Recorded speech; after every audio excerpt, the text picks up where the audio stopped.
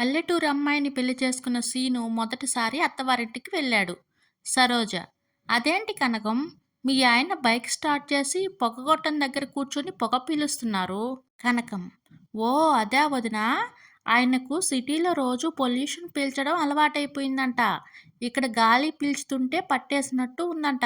అందుకే అలా ప్లాన్ చేసుకున్నారు.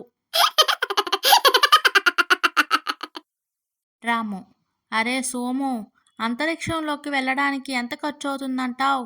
సోము: ఇప్పుడు ఆ కోరిక ఎందుకు పుట్టిందిరా, చాలా ఖర్చవుతుంది.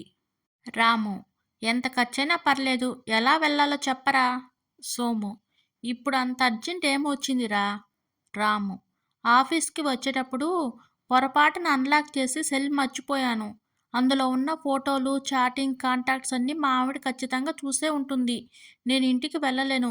ఇటు నుంచి ఇటే అంతరిక్షంలోకి వెళ్ళిపోతాన్రా.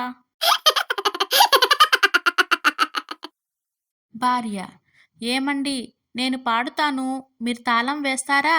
అని ఎంతో ప్రేమగా అడిగింది భార్య. భర్త: నువ్వంత ప్రేమగా అడిగితే ఎందుకు వేయను అని చెప్పి ఆమె పాట అందుకోగానే తలుపు తాళం వేసి వెళ్ళిపోయాడు భర్త. కొడుకు: నాన్న, పరీక్షల్లో నాకు 100కు పైగా మార్కులు వచ్చాయి. తండ్రి: వెరీ గుడ్. ఏది మార్క్ లిస్ట్ ఇలా తీసుకురా. కొడుకు: ఇదిగో చూడండి, పార్టీ ఇద్దురు గాని. తండ్రి: అదేంట్రా, 10 మార్కులు వస్తే 100కు పైగా అన్నావు. కొడుకు: సరిగ్గా చూడండి నాన్న, 100 కింద ఉంది, 10 పైనే ఉంది.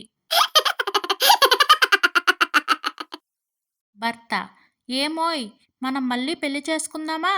భార్య: ఇప్పుడు ఆలోచన ఎందుకు వచ్చిందండి? భర్త: ఏమీ లేదు.